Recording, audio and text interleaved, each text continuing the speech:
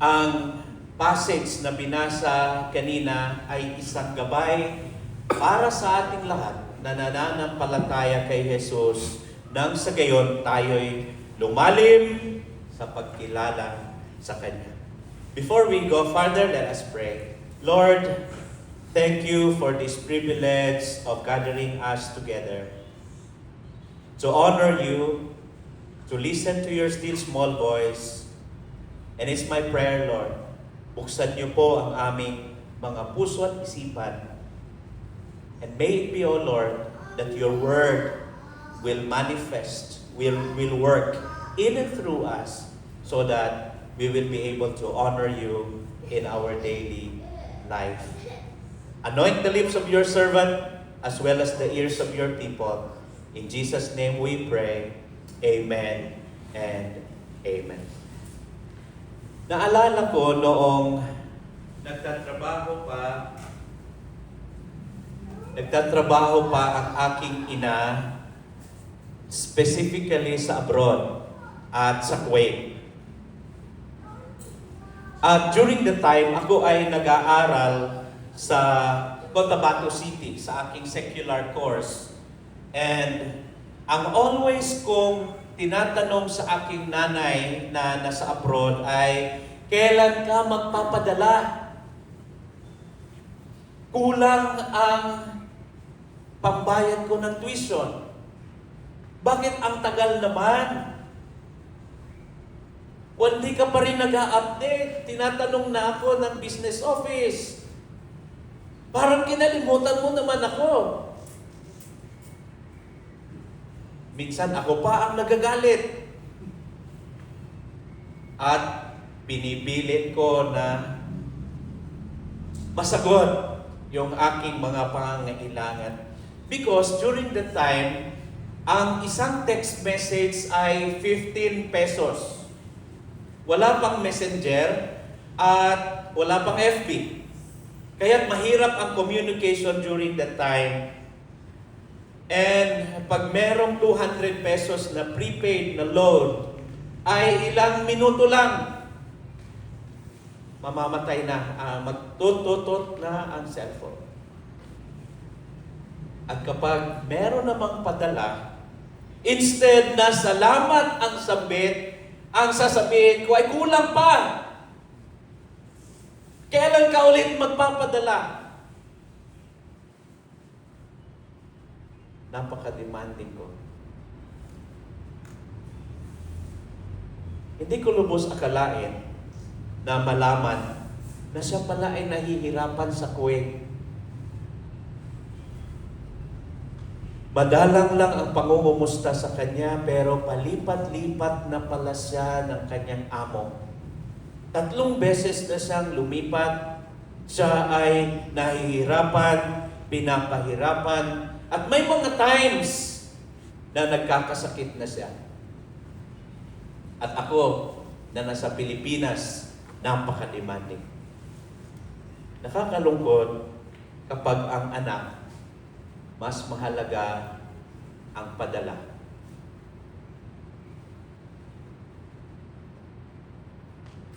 Sa maraming mga pagkakataon, tayo minsan ay ganon. Mas mahalaga yung material blessings na natatanggap natin kaysa sa relasyon natin sa nagbigay. Pag may mga abroad tayong mahal sa buhay, naiinip tayo na kung hindi sila makapagpadala. Sasabihin natin, ang tagal naman. Wala pa. O kaya pag meron tayong mga mahal sa buhay na alam natin na sumusuporta sa atin, tayo'y naiinip. Or pwede din tayo ay kinaiinipan ng ating mga mahal sa buhay dahil hindi ka pa nakapadala. Hindi ka pa nakapabigay ng suporta. Kaya pag may mga kamag-anak tayo na dumarating or darating galing abroad, minsan ang ginagawa natin ay hihingi agad ng pasalubong.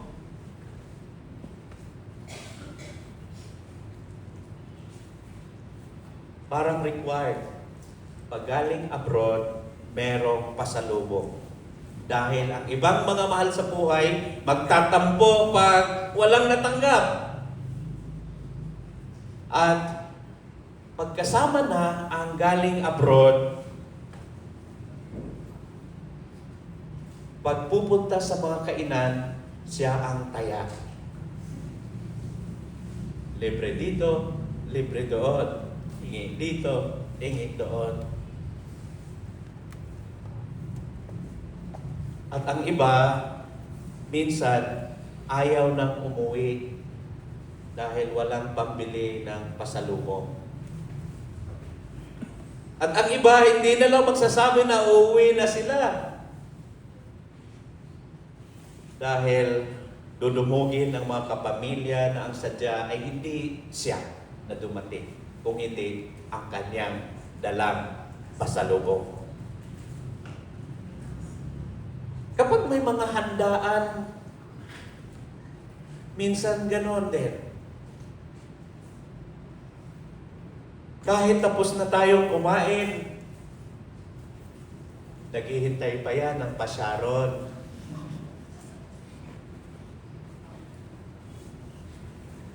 Simple lang ang mga moves natin minsan. Pakwento-kwento muna. Ilang beses magpaalam. Sis, bro, alis na ako. Maya-maya na. Pagbalik ng host, ay, nandyan ka pa pala. Oo, bro. Halika, kuha ka ng leksyon dito. Dala ka itong mga pwede mong madala. Ay, ang bilis pa sa alas 4. Parang requirement din ba yun? Kaya pag may mga party tayo, part na talaga yan ang pasyaron. Part na talaga na mag-prepare ka ng pambalot para sa iyong mga bisita. Kasi kahit mga fellowship, bahala na malimutan natin yung exhortation or malimutan natin yung prayer concern ng may-ari ng bahay or yung host, may maidala lang. At meron pang instance doon sa amin. Nag-away dahil doon sa iniipon nilang mga buto para sa kanyang aso. May pasyaron din pala ang aso. Hindi naman masama. Don't get me wrong, hindi naman masama na merong ipapadala sa atin because we are hospitable as Filipinos. Merong BH, merong pasyaron, or merong support, hihingi tayo ng support. Hindi naman yun masama. Because we need each other. We are family. And that's normal. Hindi yun masama. It's okay. Kaya kung may mga party tayo, dagdagan natin, damihan natin na meron tayong maipadala dahil alam natin na ikalulugod at ikasasaya ng mga hindi naka-join ng celebration natin yung na pinadala natin sa kanilang mga mahal sa buhay. Kaya lang, minsan ganun din tayo sa Diyos. Mas importante ang kanyang mga binibigay sa atin kesa sa kanya. Kaya madalang na lang ang revival na nangyayari sa mga Christians, sa mga believers, dahil marami ng mga Christians ang self-centered. Kung ano yung aking natatanggap and hindi na Christ-centered. Mas importante yung ibibigay ni Lord kaysa kay Lord. Mas importante na meron ako, na merong probisyon ang Diyos kaysa sa aking oras sa Diyos. Hindi naman natin ito sabihin, pero minsan, action speaks louder than words. Mas maraming time sa gift kaysa sa giver. Kaya isipin natin bilang mga magulang, kung bibigyan natin yung ating anak ng cellphone, gift natin, iPhone 17. And then, nung ikaw ay nakikisuyo, nakiusap sa kanya na merong ipagawa, sasabihin sa'yo, wait lang. And then, gusto mo siyang kausapin dahil merong importante, sandali lang. Nakatuon ang kanyang pansin sa cellphone na ibinigay mo. Wala na siyang, hindi kanya niya binibigyan ng pansin bilang magulang na nagbigay sa kanya at sasabihin, wait lang. At all of his time, all of her time ay nandoon. Ano maramdaman natin bilang mga magulang? Sasama ba ang loob mo? Sasabihin mo ba na, sana hindi ko na lang binigay yung cellphone na yon? Minsan ganun tayo sa Diyos.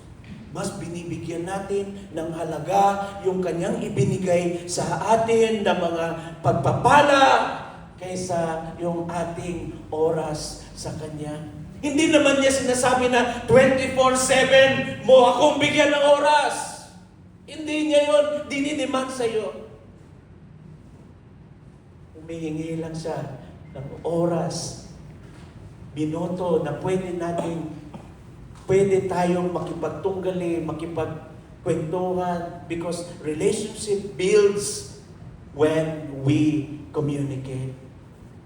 Most of the time, ganun ang nangyayari sa maraming mga Christians.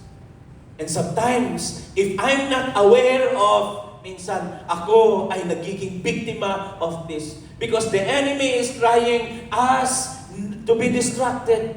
Gustong ma-distract tayo nang sa gayon, yung oras natin sa Diyos ay hindi natin maibigay. Dahil the moment na ang ating pansin, na pagtuon ng pansin ay nandito sa mga bagay-bagay, mga distractions na ito, unti-unti tayong nangihina, nanlulupaypay. Pagdating ng mga pagsubok sa buhay, madali tayong mafe-fail. Madali tayong madi-discourage. Magiging powerless tayo dahil hindi tayo nakakonect sa pinaka-source ng ating kalakasan, the Lord Himself. Kaya hindi may pagkaila. Maraming mga Kristiyano ang nagsastruggle. Maraming mga Kristiyano ang madaling ma-discourage, madaling matakot, may mga uncertainties, and even spiritual weaknesses na kanilang nararanasan. Madaling madaling madala sa mga deception ng kaaway. Bakit?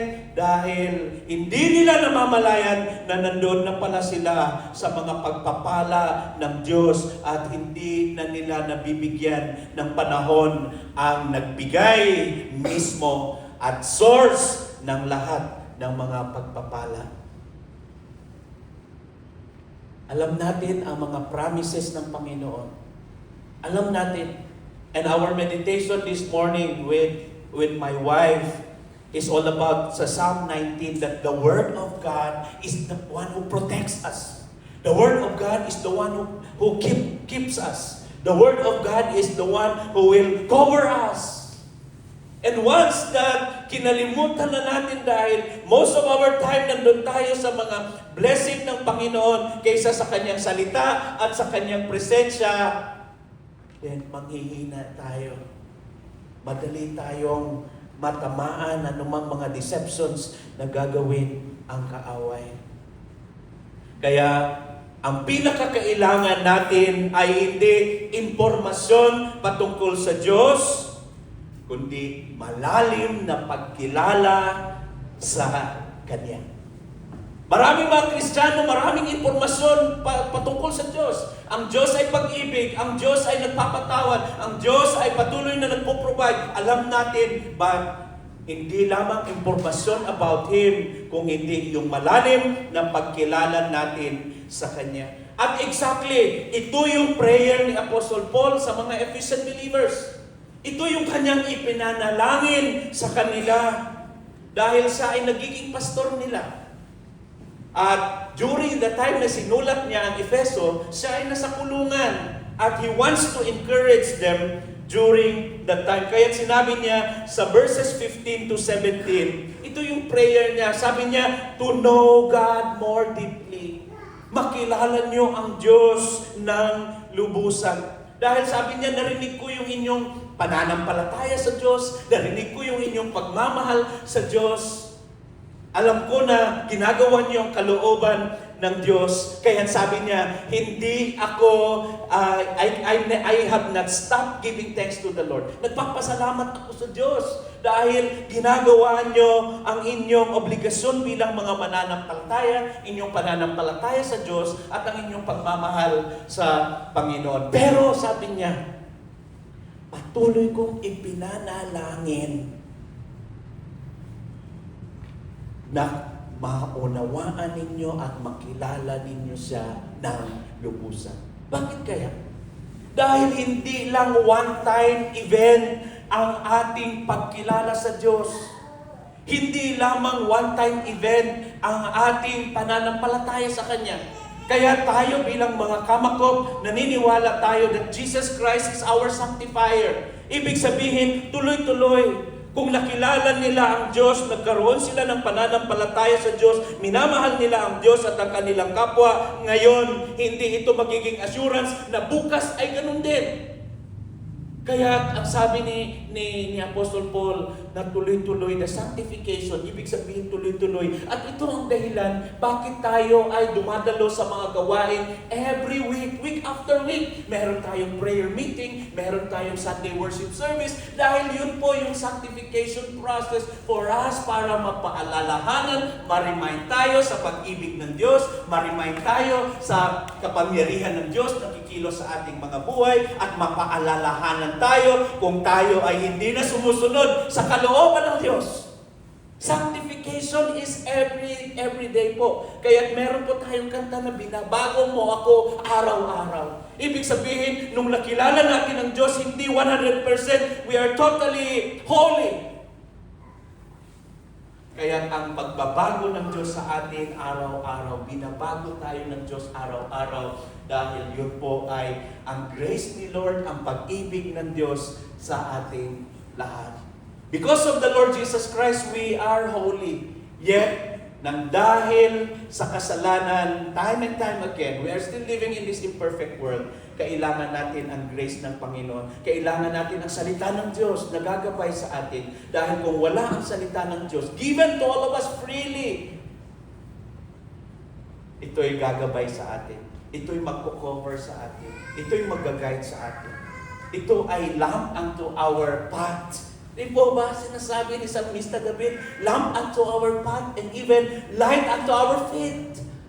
Ibig sabihin, freely given to us ang gagabay sa ating journey sa biyaya at tulong ng Panginoon. Kaya si Apostle Paul, in-encourage niya ang mga taga-Ephesus. Itong sa ang Ephesus during that time ay pinakamayaman. Mayaman, sentro ng trade, and even ang mga miyembro doon most likely are rich people. Kaya dahil doon ang mga tao ay mayaman, then rampant during that time ang Diyos-Diyosan. At during that time, rampant din yung magic na nangyayari sa mga cities during that time. At ang immoralities, idol worship, ay ginagawa ng mga tao during that time. Kaya hindi maipagkaila. Very intentional yung prayer ni Apostle Paul. Kayo'y namumuhay, sabi niya, kayo'y namumuhay, nakipagsalamuha sa isang syudad na maraming mga temptations, distractions na gagawin ang kaaway. Kaya ang aking dalangin, I keep on praying, I keep on asking na mas lalo pa ninyong makilala, malubusan ang Panginoon sa inyong buhay. Dahil kahit na tayo ay namumuhay sa isang imperfect na komunidad, once na malalim ang ating pagkilala kay Jesus sa Diyos na ating tagapagligtas, hindi tayo matitinag.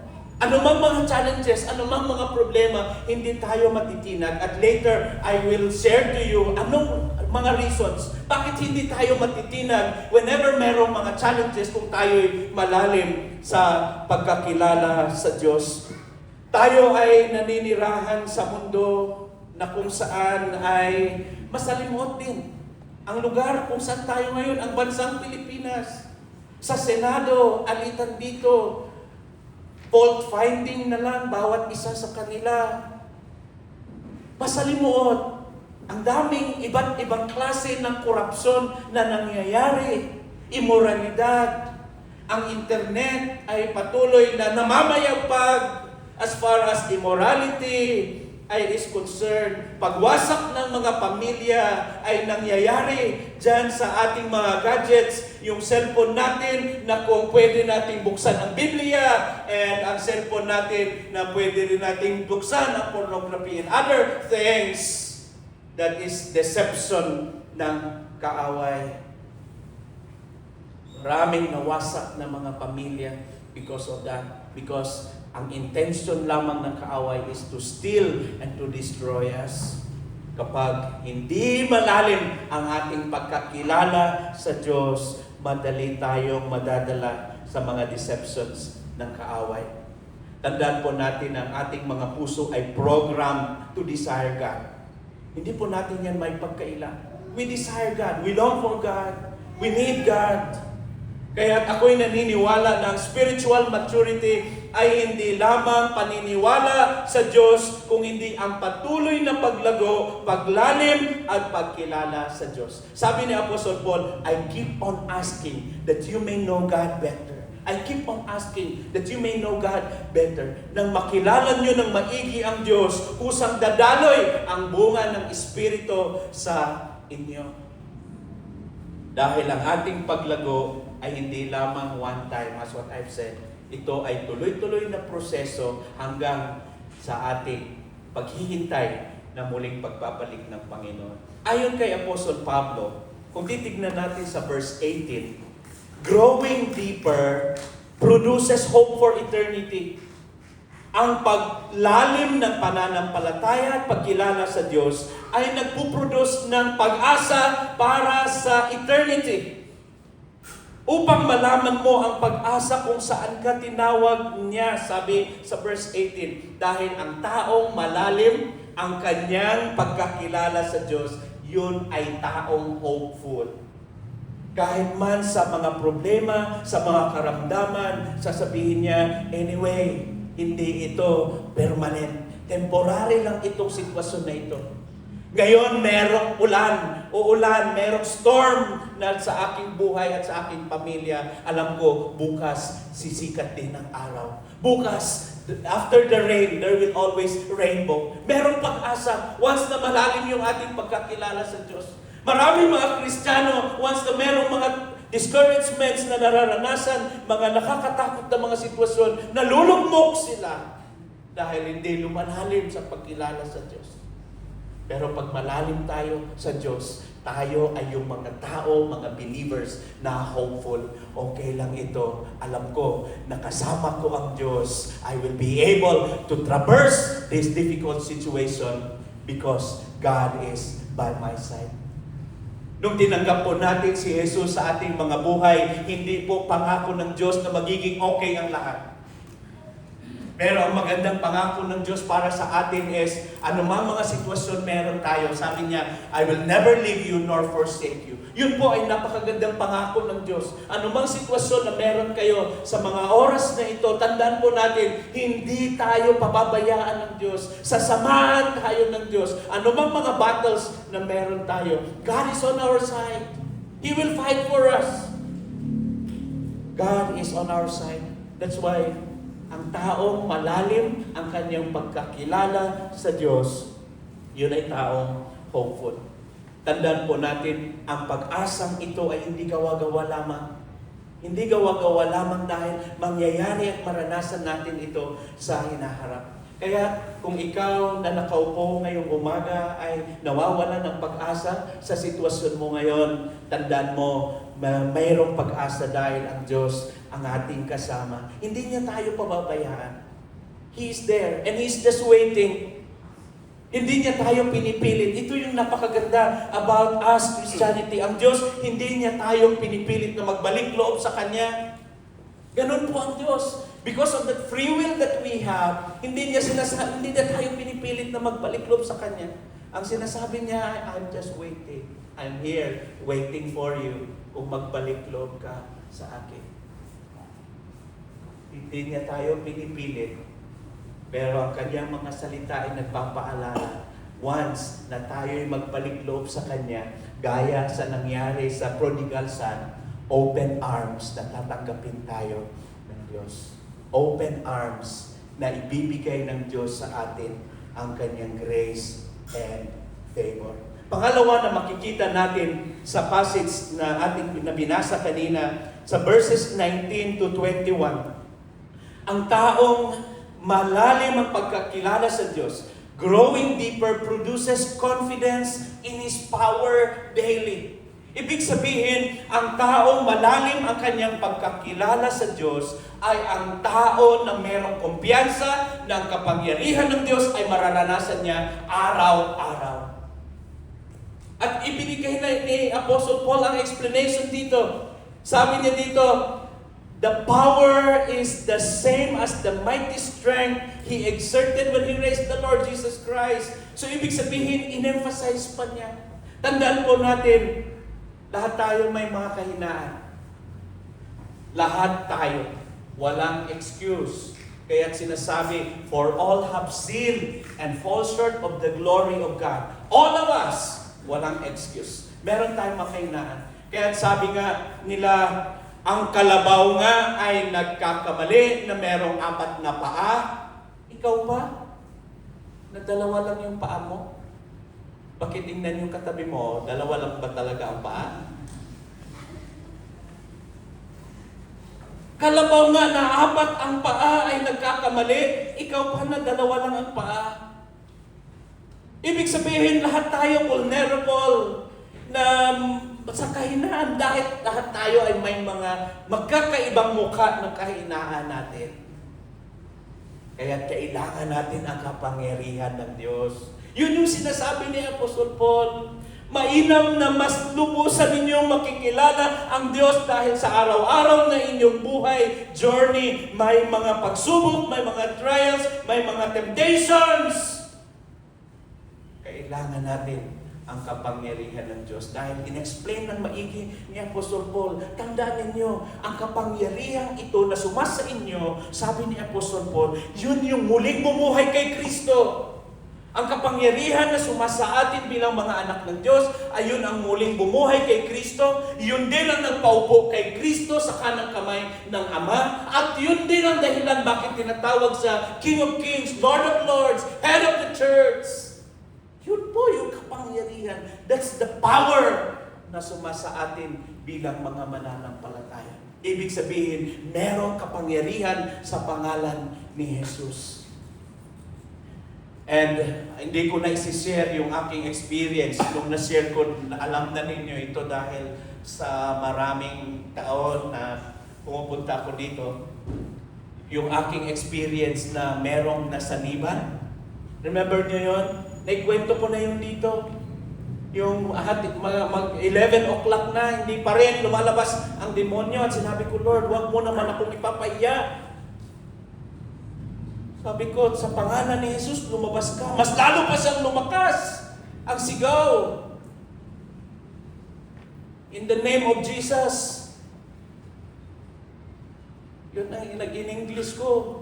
Hindi pa rin. Mas lalo pang tumapang. Pero nung ginamit ko ang Bisaya, biglang nahulog sa kinaupuan niya ang dalagang yun. Bisaya ang demonyo. Ayaw kumpiyansa sa mga Bisaya. There's power in the name of Jesus.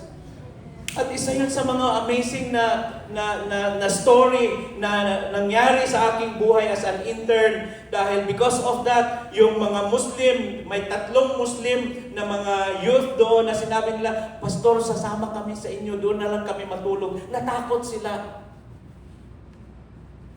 At isa doon ay nagpastor doon sa Tagaytay. Nag-aral sa Maabsi after a few years, nag-aral sa Maabsi at nagpastor na sa Tagaytay, yung maranaw natin na pastor sa Tagaytay, na na-assign din dito, na intern siya dito. That's one of the fruits because there is power in the name of Jesus. Amen? Amen. Growing deeper produces confidence in His power. The same resurrection power that worked in Christ ay kumikilos sa iyo at sa akin. Hindi man natin may pagkaila na kumikilos ang Diyos sa ating mga buhay. At ito'y kapangyarihan na muling bumuhay kay Kristo, nagpaupo kay Kristo, at nag-exalt sa Panginoong Jesus as ruler and as our King, glorious King. Walang kahinaan, walang temptation, walang struggle, walang bondage ng kaaway, walang kasalanan ang hindi kayang wasakin ng kapangyarihan ng Diyos. Kailangan lang natin laliman ang pagkakilala sa Diyos, because if God is for us, who can be against us? That's His power. His power is alive. And make that power alive in us. Hindi tayo talunan. Because there is power in the name of Jesus. And Jesus who is in our heart has that power. Has that power. Let us claim that power. Verse 22 to 23, sabi ni Apostle Paul, growing deeper produces confidence in Christ's reign.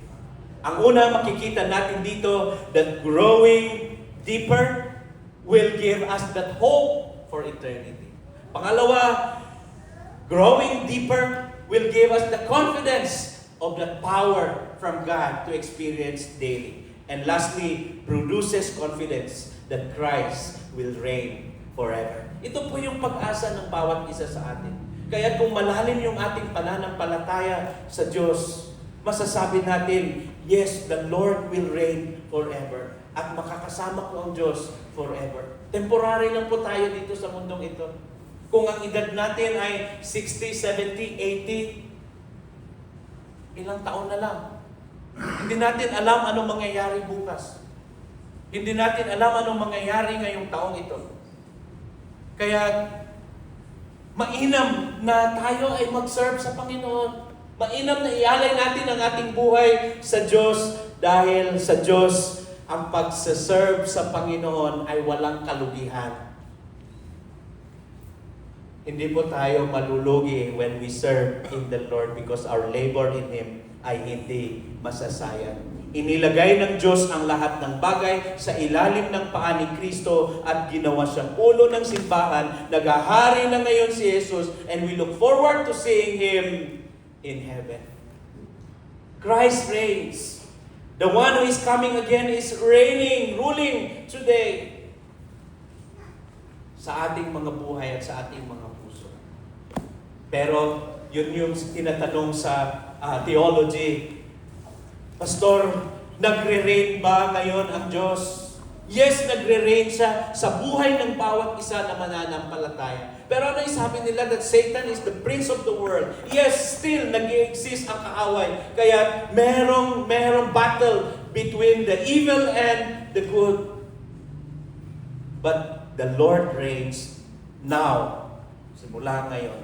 At ang complete na reign ni Christ ay once na magiging matapos na yung Armageddon War. The glorious coming of our Lord Jesus Christ. That's the complete reign of God to the whole wide universe. The one who is coming is already ruling today, and we are looking forward sa kanyang complete reign together with us, believers, because we believe that our future is secure.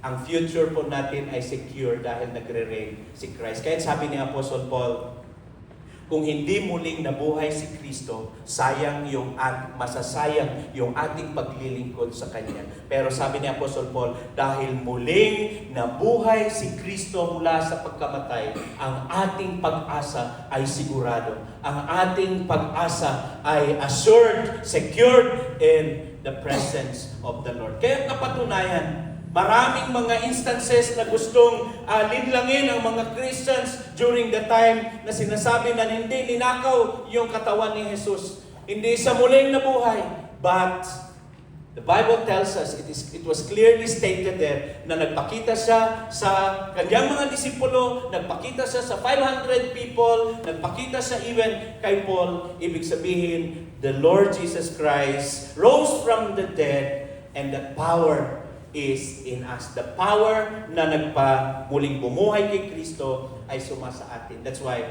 He reigns forever, merong pag-asa. Sabi ni Billy Graham, ito yung sabi niya, many of us have no appetite for spiritual things. Many of us have no appetite for spiritual things. Walang gana sa mga spiritual na mga gawain. Walang ganang umattend ng prayer meeting. Walang gana minsan umattend ng Sunday worship. Yun yung according kay Billy Graham na assessment. Merong mga gawain sa zone, sa district, nawawalan ng gana ang mga Christians. Sabi ni Billy Graham, because, sabi niya, we are absorbed in the sinful pleasures of the world. Ibig sabihin, mas nagaganahan na tayo. Tama ba ang term ko, naganahan? Bisaya ba si Bisaya na?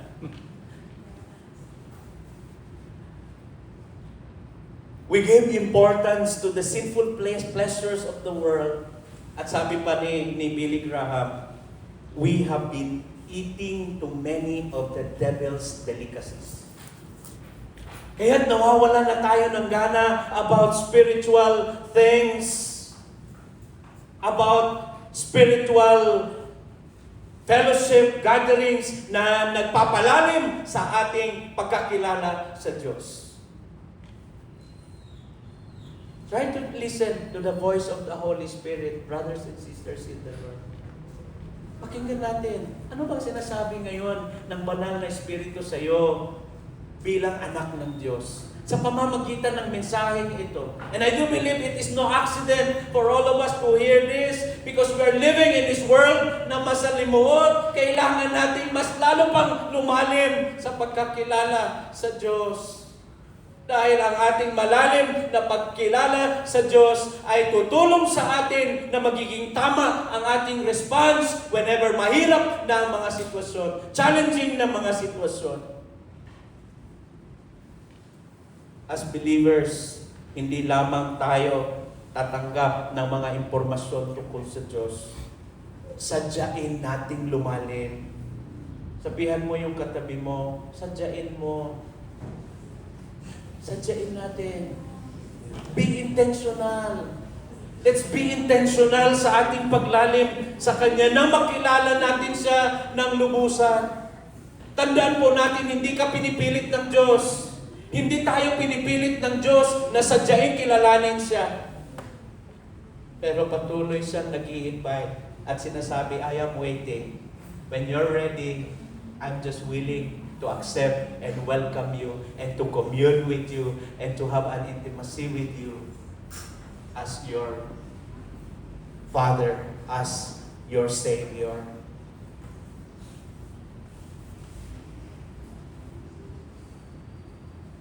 Maybe we are spending too much time on the wrong things. Baka marami sa ating mga oras ay nakatuon na doon sa mga maling bagay. Dahil wala na tayong appetite sa mga spiritual things. Ito po ay paalaala sa ating lahat, including myself. Hindi po ako excuse sa mensaheng ito.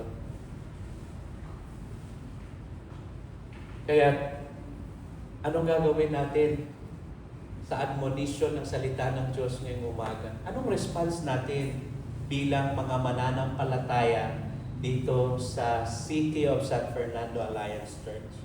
Anong response natin? Dahil alam ko po na ito'y kalooban ng Diyos. Kalooban ng Diyos na ikaw at ako ay lumalim sa pagkakilala sa Panginoon. Kaya, bigyan natin ng panahon. Bigyan natin ng panahon ang nagbigay ng ating buhay. Bigyan natin ng panahon ang dahilan bakit ikaw ay humihinga ngayon. Bigyan natin ng panahon ang Diyos na dahilan bakit ikaw ay patuloy na pinagpapala. Ang Diyos na nagbibigay sa iyo ng lakas. Ang Diyos na nagbibigay sa atin ng talino. Ang Diyos na patuloy na kumikilos, gumagabay sa atin, nagpo-protect sa atin araw-araw. Bigyan natin ng time. Humihingi siya ng time para sa iyo at sa akin as far as this meditation is concerned. Pero hindi Kanya pinipilit. Hindi niya tayo pinipilit. Let's spend time in the Word. Kahit 1 verse a day. And from that Word na mabasa natin every day, doon natin aralin, meditate natin. Yung sinasabi na meditate on it day and night. Joshua 1:9, meditate on it day and night. So that you will be successful and prosperous. Given na freely. Ibinigay na ang salita ng Diyos para sa ating lahat. Libre, freely.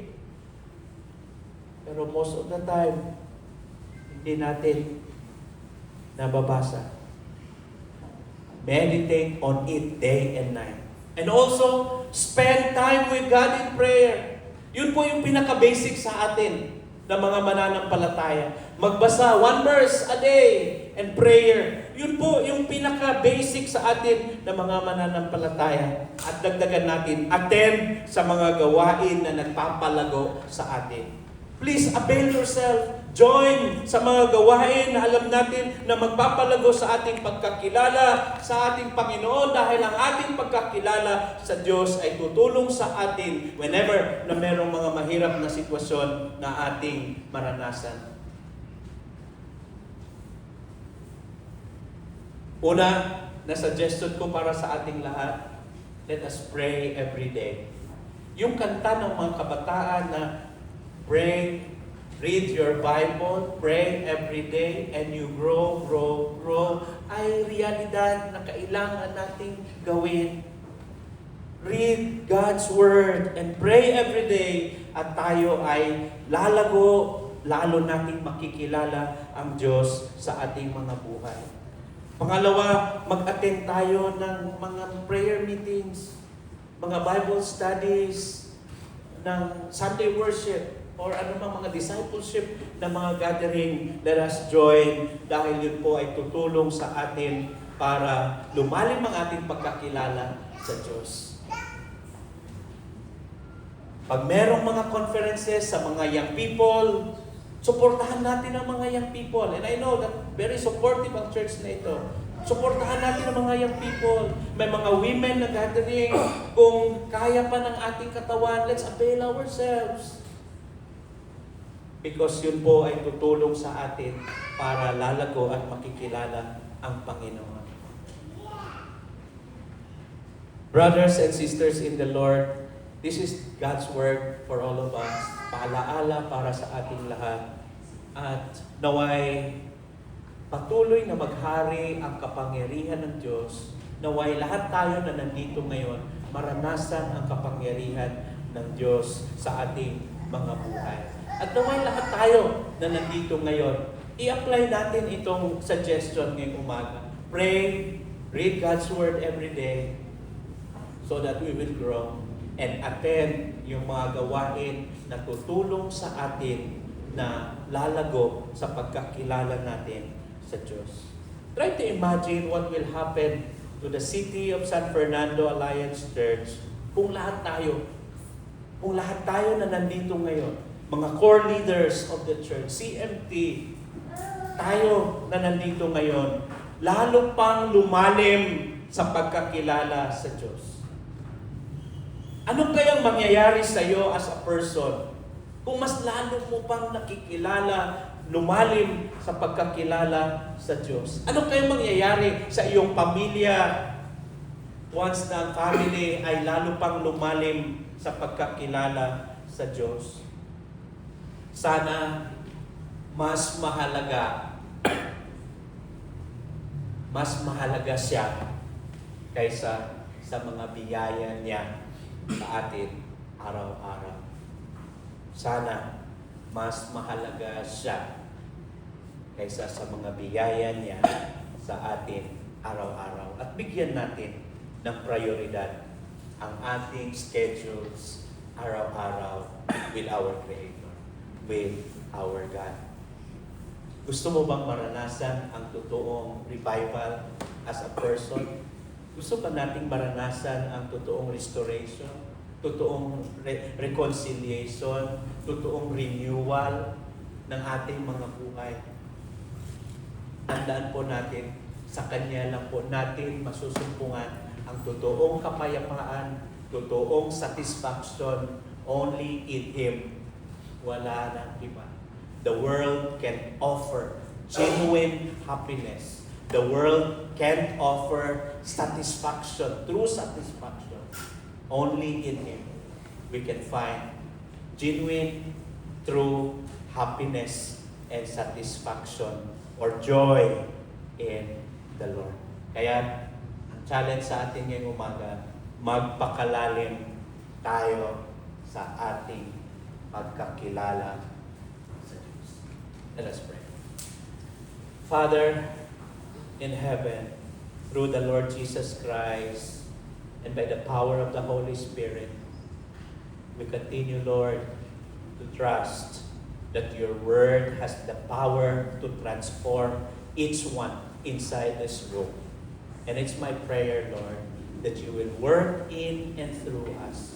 It is my prayer, Lord, that you will continue to bless this church, your people, and through our growth in you, deeper growth, oh Lord, will transform the community here in San Fernando. Maraming salamat po, Panginoon, sa inyong mga salita.